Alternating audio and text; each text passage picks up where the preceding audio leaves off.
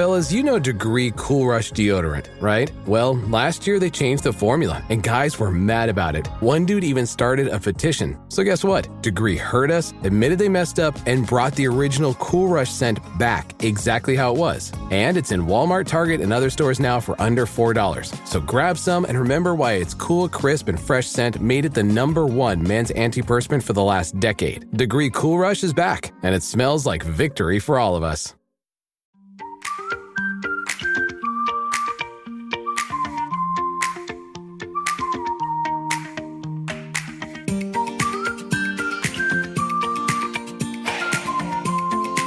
Hi, and welcome back to Realistic Sustainability. I'm Mike, and I'm here with Jamison the Builder. Hello. Can we build Hello. it? Yes, you can. I think everybody knows by now why I'm saying that, but since we've had the duplex, Jamie has been nonstop building. Nonstop. I'm exhausted. And what was today's project? It was tile wall, backsplash. Backsplash. Yep. Tile wall or backsplash.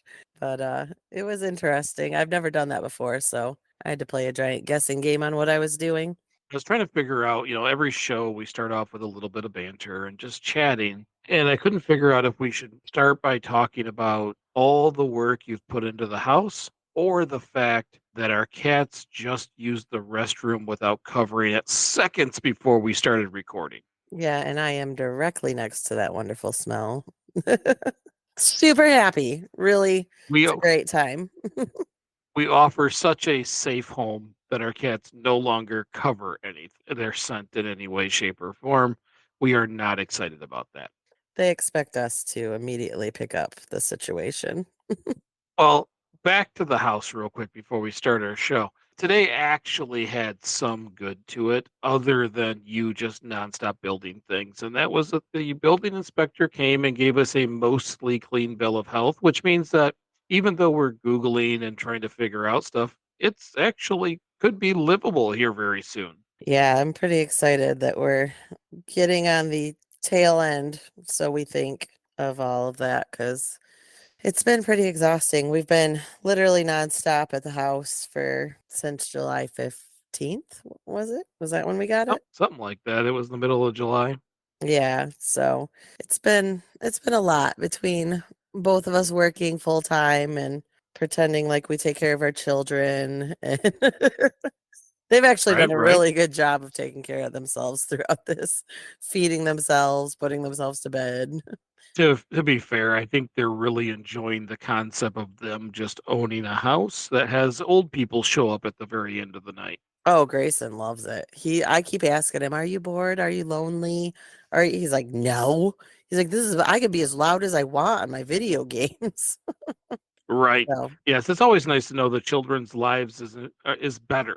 They improve when we're gone. yeah, pretty much. Right. Nobody's there to get after him. Right. So anyways, I picked a bunch of topics, so I have this list. I know everybody's pretty surprised when I say I have an Excel spreadsheet of possible topics for shows. And this one, you kind of like crossed it off as if I was wrong and changed it. You are wrong. So there's always a lot of R's when it comes to sustainability, not like pirate R's, but the R's for, rethink, reuse, so on and so forth. The common recycle. So I had 5 R's. When I went to college, it was 5 R's. And I think you can Google anywhere between 5 and 8. But Jameson has decided this show, the right number is 6. 6 is the number we should be focused on. Is that right?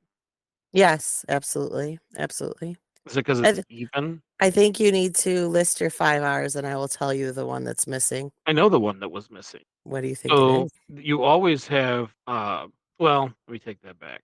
You always have your refuse, reduce, reuse, recycle, but I think it was the rethink that was still part of it. No, it's Rihanna. It's Rihanna. Okay. So all of that was for nothing. It was I've been dying to do this one just so I can say we actually at Dabble, we have a a sign at Dabble that has the 5R's on it, and I was going to sneak in Rihanna at the bottom of it to see how long it took Mike to realize it was there, but I never ended up getting to that. And that one has 5. It does, but I was going to add Rihanna at the bottom. So these 6 are rethink, refuse, reduce, reuse, repair, and recycle. So did you hunt for a sixth one just because I said 6? No, there's several. Okay. I think you can Google and find up to 8, but I think they're stretching. They're really just trying to have more numbers by saying 8, but I'm comfortable with 6, and like any good husband, immediately kowtowed, changed everything, and said, "Yep, you're right. 6 it is." Well, Rihanna's fabulous, so I don't think that's not what fits there. But anyways, that doesn't tie into our topics. no, maybe I can find a little Rihanna tune to have playing in the background briefly there. Yeah, perfect. Anyways, so we'll just get into our 6. So rethink. Rethink would be the very first one, and that's what we talk about a lot of during the show, about taking a minute before you just grab things, or having a moment before you buy stuff. My examples, it's all about slowing down before you buy things, reduce those impulse purchases. What do I always say about large purchases, campers, cars, any of those things? Do you remember? Oh, your eyes got big. You don't remember. Oh no. That's the large purchases are the only ones that we ask each other for. Like, Well, hey, do you care? but you can't do it on the spot. Oh, yes. You have to leave. Oh, You have to leave. I knew that answer. I just I don't know if you renewed did. my I saw lease. you. In case anybody, I know we never use these videos, but her eyes when I asked that question, it was like getting your anniversary wrong. It was It like was like panic. there was a lot of panic there. That was true. I'm like, oh, Anyways, crap. large purchases in our house, one of those rules is we don't buy them on the spot. We have to go home. We have to leave for a couple different reasons. Number one, it gives us an opportunity to think about it, and that's what I really want to focus on. But it also tends, because we shop at very specific times at the end of months, and I know how sales work and quotas and that kind of stuff. They always give you a better deal if you leave. So You're gonna give away our secrets. that's all right. That's all right. So we always tend to leave. I try to do that when even if I'm shopping in a store and I see something that's like, ooh, that'd be neat. I try to make a mental note and finish what I'm doing there. Because what quite often happens is every time you put something in a cart, you're ringing it up, if you will, or you're looking at what you have, and by the end of that experience, you may not go back and pick that up. But if you'd have picked it up and just left it in there, you probably would have bought it. So I always make those impulse things last so I can really make a better decision. Well, and sometimes I think you do that to me because I just forget by the end of the shopping trip. I'm like, and I won't even remember till I get home. I think you do that on purpose to me. Oh, I would never.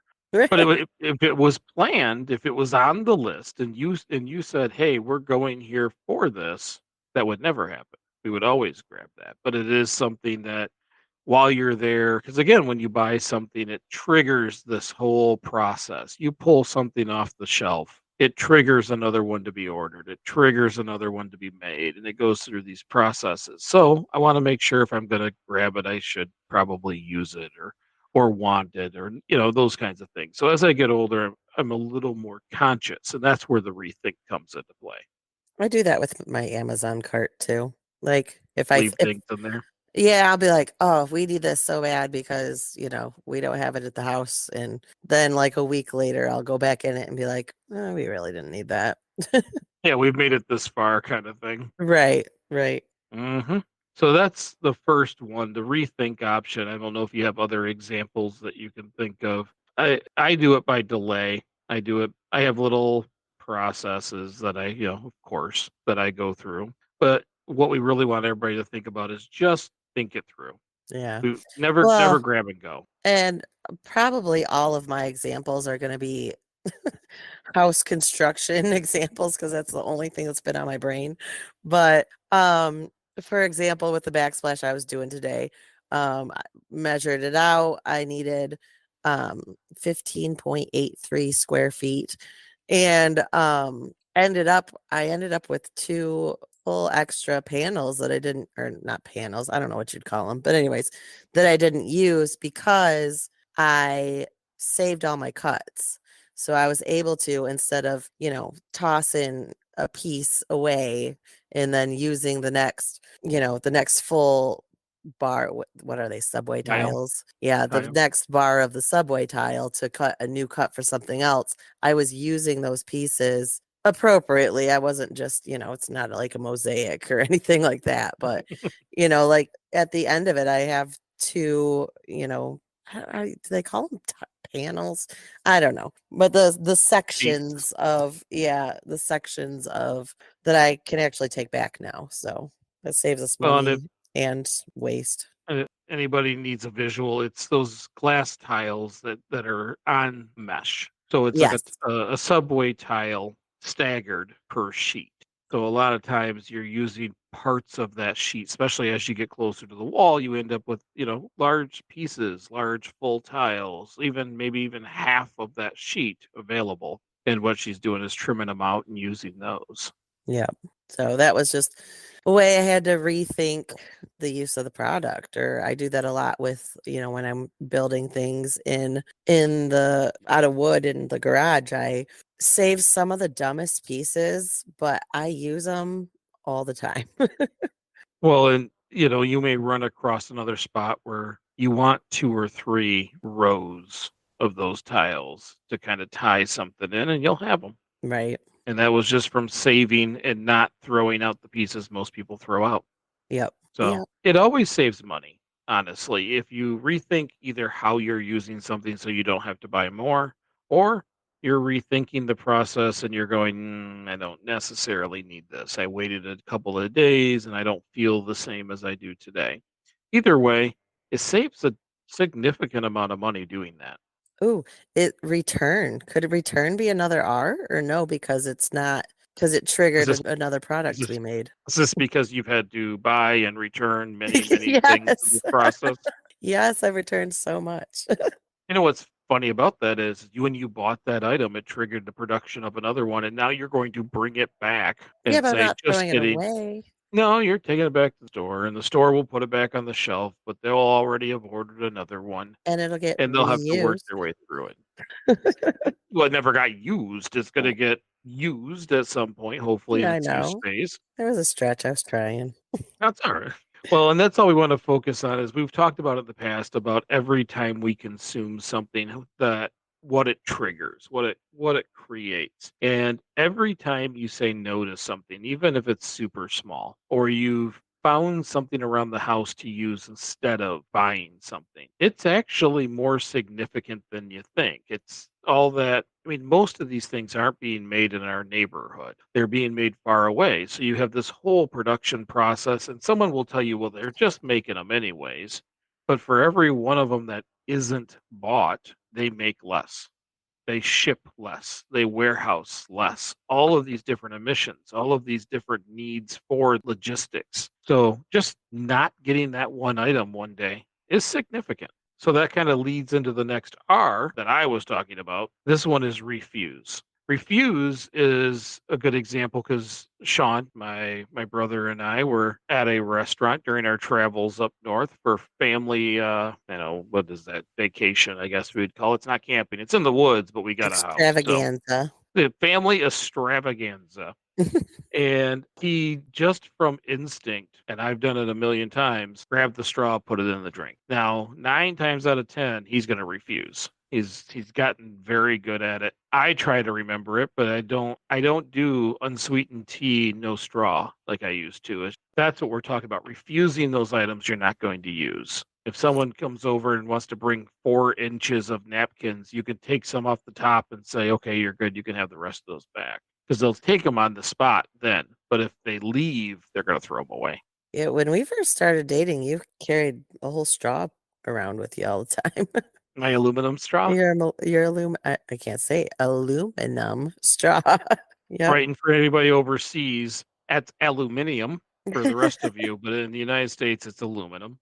Yeah, I did. And honestly, what I need to do is start doing that again because I used to just keep it in the vehicle. Now, it was like an ongoing joke from all of our friends and family, but I actually prefer the aluminum straw over a plastic one anyways, kind of like how I like a glass to drink out of over a plastic cup. So for me, it works out good. And you're right, that's a wagon I fell off of. Not to call you out or anything. I feel like every time I'm on here, I'm like, let's talk about the things Mike doesn't do anymore. Well, and I think through the shows and some of how it's been the last like year or so, where sometimes we just jump on here for a show and vent. It's been a unique like 12 months. So there has been some things that we have definitely just fell off the horse, but Well, and it's some all of it, about getting back on. yeah, and some of it's just out of pure chaos. We've got so much going on that our brains don't even catch up with us on it. Yeah. Well, and I'm not going to give myself an excuse. I screw up too, but that's humanity. That's going to happen. We're all going to do it. We are still doing other things. Like, for example, we're not getting as much meat from grocery stores. We're trying to get it as often as we can from local farms. Yeah, we just got pork. Yep. And when we cook with less. We cook with less meat and, uh, do a lot more vegetables and potatoes, things of that nature. So there are some things that are kind of stuck there. It's just a matter of looking for those things that you can refuse easily and maybe working your way up to things that are a little harder to refuse. For me, it's easy to refuse a straw. It's for some people it's not. They have a sensitivity to with their teeth, or there's a lot of different reasons out there why that could be a problem for some people. But for me, that's an easy one. There are a lot of times where I drink water when we're out because it's easy to refuse the sweet sodas and stuff like that. So you just find the ones you can and you refuse them when you want to. And every time you do that, that same benefit that we just talked about happens. It isn't triggering to purchase more. You're not triggering that long logistics process to get another one there. You've just decided no thank you today. You've saved a few bucks and it's a significant amount of what you would call carbon savings. Yeah, and it's funny because there's certain things that just out of habit and just because we're talking about straws, there's just certain things that I can't. Okay, for example, if I get a glass of water when I'm at a restaurant, I do not use a straw. If I get a glass of pop, I cannot drink it without a straw. It's the stupidest thing. It's just like a brain You know malfunction. why? Well, because water, you're not a huge fan of drinking tons of water. I hate water. I You're hate being really not. hydrated. Yes, yes. So when you drink water, you're drinking just enough to satisfy your thirst. When you're drinking soda, I can watch the water level drop from the soda. Like you drink a significant amount of the soda. So I it's have a an quantity addiction. thing. It's a quantity thing. So I It's try, probably and because that's I need the hydration and your body's like, take more liquids. This isn't giving us enough water. maybe you should move your straw between the two. Ugh. And yes, that's mixing of the items. hmm I do That's believe as that at bad as some letting your point, food touch. but I mean, at some point, we're going to end up with nice porcelain compartment dishes where it Oh, has their own space. listen, I would totally take like one of those lunch tray. Oh, those would be amazing.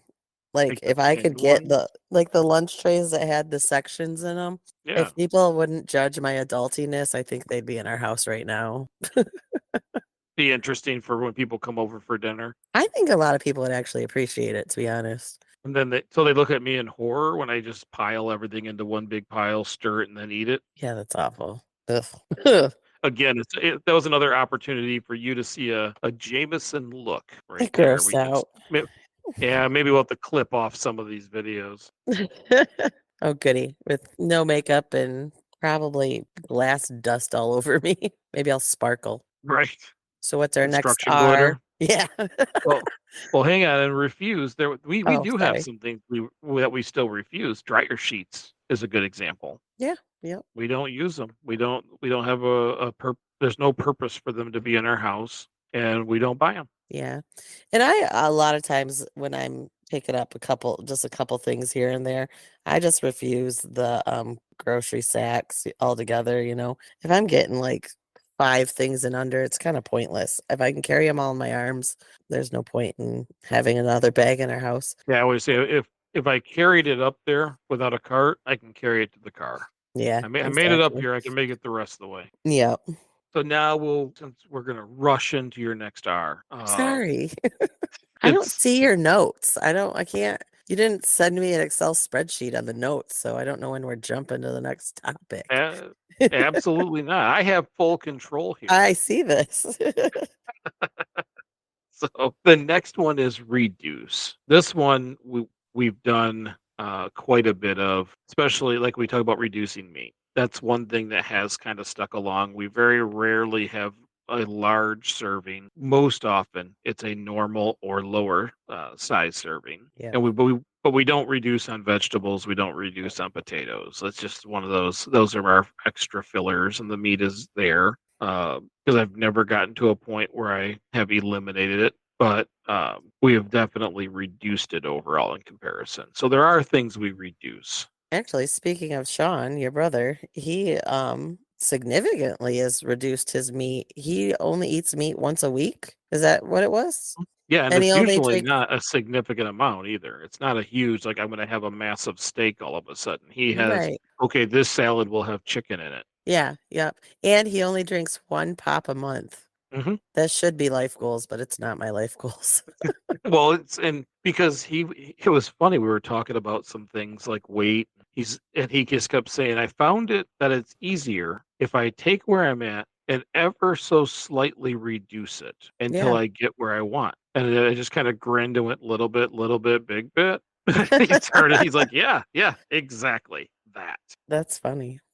So Well, it's almost everything working. we talked about. Yep, everything we talked about. He's like, "Oh, just start where you're at. Remove just a tiny amount, for a Hmm. week or two, and then when you get to the fourth week, take a tiny bit more off. And next thing you know, you've moved the needle so far. And Yeah. that's the big bit. Well, and I think you and I are guilty of like balls to the wall, all in, like, okay, we're gonna do this, and then life happens, and we're like, and we fell off. Like, okay, back to it again. Hmm. We do that a lot with eating habits and just things in general. When I get frustrated, and I think, if I was retired, I would be able to do all these things without an issue. I don't have to eat out at fast food joints. I have all the time in the world. I could structure my life. And then I stop and think, oh, that's everybody. Right. Everybody is moving as quickly as we're moving and living their lives. And next thing you know, it's 9 o'clock. And it's just, I think it's everyday life that makes it that way. When you're trying to do a lot of things and you're constantly moving, the easiest thing to do is generally the worst thing for you. Hmm. So Well, it my takes. dad, sorry, my dad said last time he was up here, he's like, I just don't know where I had time to do anything when I worked. He's like, I'm so busy retired that, like, how did I even work? It just kind of made me And he chuckle a did. little bit. Right. He's like, I'm just so busy. Oh, it was funny to me, that even in his But retirement, he's not finding the time for some of the things he wanted to find time sometimes for. sometimes people don't slow down. Mm-hmm. My notes here, the very first thing about reduce is selling myself out because I truly believe that I love the concept of spinach, raw spinach. Yeah, Yeah, you're and starting to do the same thing with cucumbers too, man. yeah, There was a good one in there today that I threw out. I have to get, well, and what it is I know I want salad. I like salad. I'm not home to make a salad. I'm not home to eat the salad. But when I'm doing the groceries, I'm thinking, man, that sounds good. A salad with a little spinach mixed in, so cucumbers, that is going to be fantastic. And maybe the next time it will be, because this time it wasn't, because I just left it there to slowly watch other food leave until it died of old age in our Yeah. fridge. Yeah, it was trying to become a liquid. It was pretty nasty. Yeah. Oh, Yeah. So it happens to all of us. Like I said, my notes say sell yourself out, talk about the spinach. So there it is. wait, I but did. remember the idea I had that you refused with the doors? The doors. Yeah. So I saw somebody where instead of putting their condiments, because you always, when you need Uh, condiments, you're going to always go get condiments. Instead of putting their condiments in the door part, they put their vegetables. So when they opened up their fridge, they immediately saw their vegetables and would go towards it. And then they could also see when they were starting to go bad, like, oh, I got better get to that. Because if you're going for if you're going for ketchup, like, why does it have to be in the door? Like, who made that rule? because they And what? designed it to fit in if the door is Yeah, designed for all but your bottles. you could put like, I mean, we always put like our like asparagus in a cup of water or whatever to keep it fresh longer. If that was in the door standing up, it's the same size as a ketchup bottle. It is. See, I'm just But you'll saying. splash the water everywhere when the kids slam the door Well, you shut. don't put a full cup of water. You just, my goodness. I'm just searching for reasons to be I right, see Mike. this. You're wrong. But if in most cases, a lot of things I've quit buying quite so much bulk on, so it's good for the food waste minus my spinach and apparently the couple of liquefied cucumbers. Uh, Oh, but I'm sure most people do better than I do, and if they're paying attention to it, if you buy less, you consume less, and you save more. It's just kind of how it is.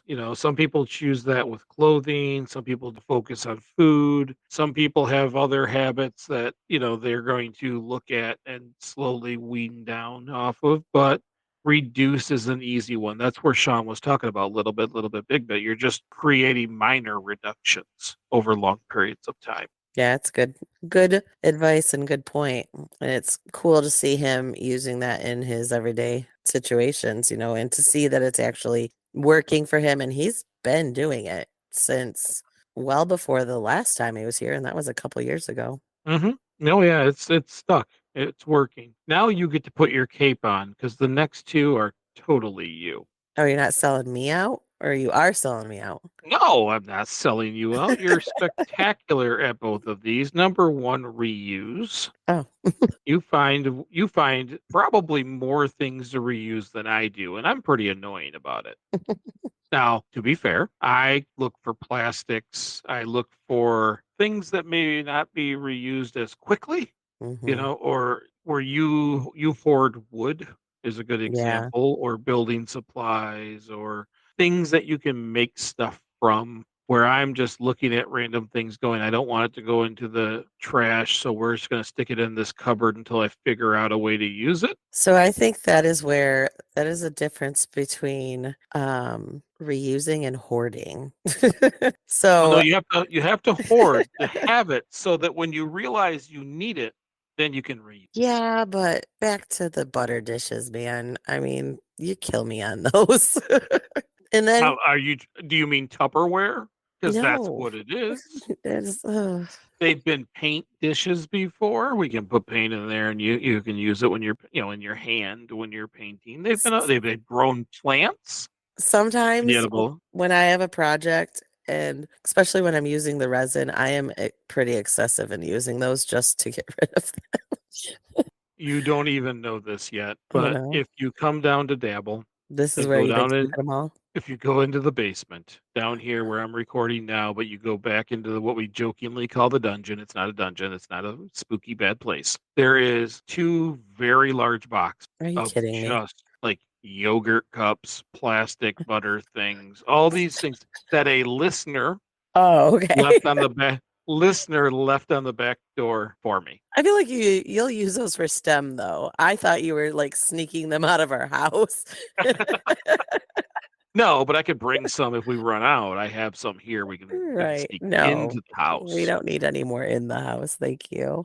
But they're not in landfills, and we will Right. find another use. We'll Hmm. turn them into flower pots with kids, and they'll paint them all up. And now the Yeah, no, yogurt that container will will. get used for STEM, but when they just take up a full like two-door cupboard just full of them in our house where it's like you can't cram any more in it, that gets excessive sometimes, but My favorite is the country crock container that says "not butter" that yes, with a Sharpie yes. across it. That's my favorite one.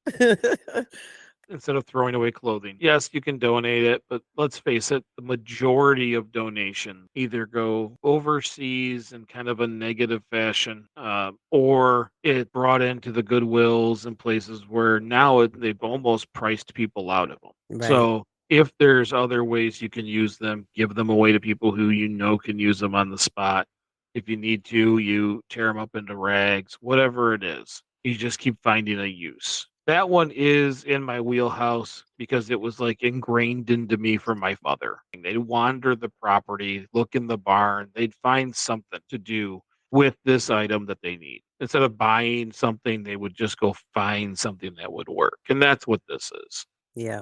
So some of the things that I tend to quote unquote hoard is, like you said, wood, all different kinds, because you never know when you just need that perfect piece. There's a hilarious video that was floating around my woodworking page where it's like a dad and son and they're fixing something and they're like, "Oh, we just need a piece that's this long that is shaped like this," and like they're real specific on it, and the dad's like, "I've got it," and then, like, runs out to the garage, like, superhero type, like, and then runs back and they're celebrating that they've used the piece, but that's a good feeling when you've kept just a dumb little piece and you're like, "I have the perfect piece for this."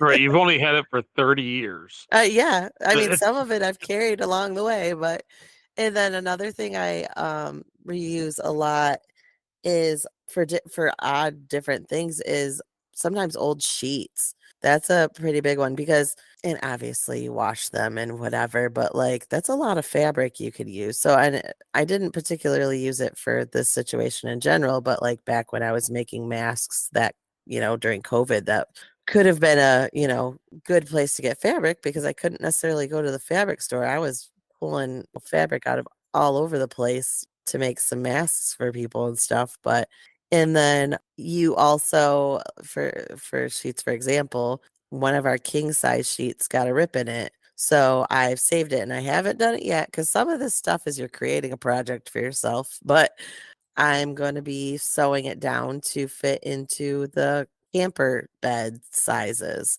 So for sheets for the camper, stuff like that, where you just because something little happened to it doesn't mean the whole thing's ruined. You can use it elsewhere. Instead of just throwing it away, the whole idea is to try to keep things out of a landfill. Yep. If it can be used, or someone who could use it. My mom was making rag rugs for a while. We would bag them all up, take them to her. She'd figure out how she wants to make them and make those rugs. We have a listener who for a while was looking for stuff like that because they made dog toys or they made out, like the bandanas and different things. Those were really cool. Those were neat. Hmm. And so you just have to stop and think about it for a second. And you may not know what you need it for right now, but you will. You'll figure it out. And like you said, you're gonna be like, I know exactly where that is. And Yeah. then run off and go get it. So It's such an exciting feeling. so the next one's repair. Obviously, keeping a product in circulation longer. And I think that kind of counts for, if we talk about repair and reuse are kind of hand in hand, because reuse, you want to try to reuse something over and over and over again as many different times, even if it's not what it was designed for. But repair can be the same thing. You can repair things and even make changes to its use. It can't quite do what it used to do, but it can do this other thing. But primarily, this is extending the life of something that may be broken or not functioning like it used to. Toys, man, when the kids were little, toys are one of those things that always need repairs. Well, it's also this whole concept of what you buy. Buy something that will last and then repair it Mhm. and have it for long periods of time. I always joke around. I was in the book, I talked about spatulas. The whole you buy a really cheap one, it kind of melts or barely does the job and it falls apart. You go buy another one and so on and so forth. Or you get one really good one and you just keep it alive forever. Mhm. And it took me, and I'll be honest, it took me a long time to learn that. To buy one good item, not break a hammer every year and go get another at the dollar store, but have a good item, keep that good item. And if it starts to kind of fall into disrepair, take care of it. Do something to make it so that it's functional again and keep using it. I still have my grandfather's hammer I have that, the same. oh, I think it's cool because we both have the same hammer, both of us from our grandparents, from our mhm. grandfathers. But the handle's starting to come apart and you can see repairs on it. You can see where he drove a nail into the bottom to widen it out so things, hold together longer. It just, Hmm. we're talking about something from the 40s that's still around in the house that we can occasionally use it, but you can see it's been repaired after repaired after repaired because that man didn't throw anything away ever. Yeah. There was always a use someday for it. Yeah. So, and then of course the last one, which is recycle. But there's recycle, there's upcycle, there's downcycle, and there's practice cycle. Because upcycle is maybe sometimes you find a product that you can actually make better, or you have a better use for it than what it was actually created for.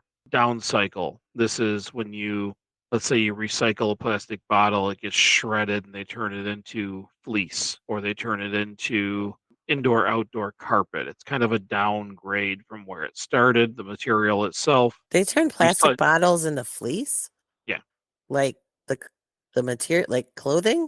it's plastic, yeah. Oh, interesting. I So did not there's know that. a lot of our clothing has plastic property. How do they get it so soft? I don't know. Is that I why you guess can't iron it? if there's a listener out there who knows how plastic gets that soft, please let us know. Right. But That's yes, crazy. I know that there's recycled plastics and even raw plastics in a lot of our clothing. Hmm, that's super So interesting. that is definitely a down cycle. That's a lot of energy going through a process and then not becoming what it was. And then recycle is taking something that's the circular economy type thing, taking a material, turning it back into its raw structures, and then using it again. Like Now, I did cans. say practice cycle, but that's because we don't actually recycle most things. We recycle glass, we recycle metals, and we recycle some papers because if you noticed when we had pizza, the pizza box did not go in the recycle. Anything with food and grease and that stuff can't be recycled, it goes in the trash. So those things can be recycled, raw papers, glass, and metals, but plastics aren't. Very little of plastics ever get recycled because they very rarely go back to what they were, and there's not a big market for the feedstock. Where as long as we're using combustion engines and we're making plastics from waste from gasoline production, diesel production, oil production, it's cheaper right now to just make brand new plastic, which is why there's so much of it on the planet. Wow. But if we can find ways to upcycle, preferably, or recycle those items, it's better. Because remember, every single piece of plastic that's ever been created by humanity is still on Earth. Wow. It may not look like it did back then, but it still exists. It's still plastic, and it's still on this planet. Oh yeah. And that and we're dealing with microplastics. That's becoming a huge problem. Every piece of plastic on this planet will become a microplastic because that's what happens as it breaks down. As we, I mean, when you recycle it, most commonly you're chopping it up into smaller pieces. When it's in nature, it starts to break down. It has a little off gassing. It starts to become brittle. It starts to break into little pieces. Right now, if you found wildlife that has passed away near water, seagulls, fish, a lot of times you can open them up and see that there's quite a bit of plastic in them that hasn't passed through and wouldn't. Some get so dramatic that they're so full of plastics that they can't even digest food. And they Yeah. quite literally starve to death while eating. Oh wow. So, yes, recycle, preferably upcycle in some way. The whole goal is to keep the plastics out of landfills, out of oceans, out of rivers, because there isn't a great answer yet.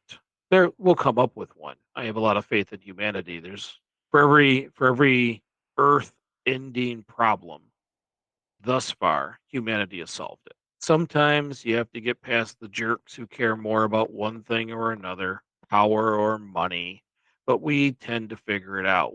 We just suck at doing it the first time we realize it. We have to wait till it affects the rich people or the powerful people before we really get into it. But luckily by then, someone has an answer. They just didn't let them use it, and then they let them use it. One of my favorite memes is someone holding up the cardboard that says, "For every disaster movie, there's a scientist not being listened to," That's and true.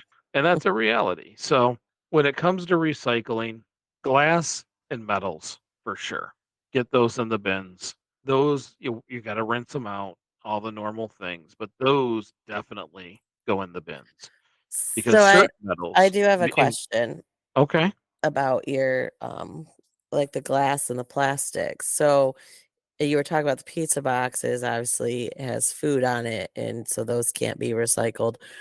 But like your milk cartons, or is it okay if once they're rinsed out? Yeah, Or as long as they're rinsed out, if they were going to recycle them, they could. You okay. don't have the food in it anymore. And it's really not necessary. Yes, if we have milk in there, it becomes something much grosser than milk if it sits in there. Pizza box has grease, Right, so it absorbed it. Yeah. and you can't have the grease in there. So, but junk mail, I mean, today I checked the mail. As we get closer to election time, I check less mail because we don't really get meaningful mail. Most of our bills and things are online. We don't tend to get things we generally care about. Maybe my $22 check from the city for we had a planning meeting or something, but really there's not a ton of meaningful mail. I pulled it out today and it was almost a full inch if I squeezed it down of just political ads because it's that time of year. So throw those bad They're boys in a so shredder. outrageous too. Some of them are so ridiculous. Yeah, they're very spooky. Everything is Right. terrifying. Remember, don't forget to be scared. Are you We've not had getting the shows mail about because you're scared?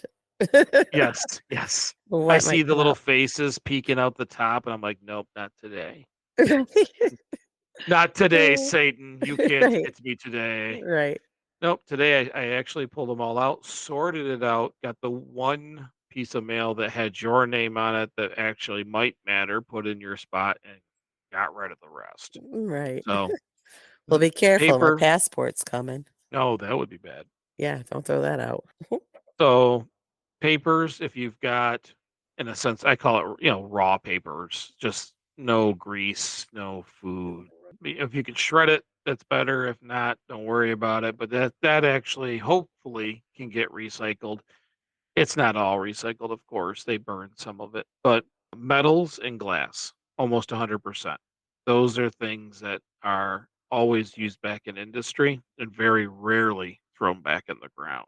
Yeah. So, There's a lot of scrappers around here, which is always kind of makes me feel good when you do have to throw something away because it's broke or whatever, and they come right around every what is it, Sunday night they come around, sometimes even early Monday morning before the garbage guys come. But yeah, they pick up the scrap to go recycle it, and they get a little money for it, and it's mhm. pretty popular around here.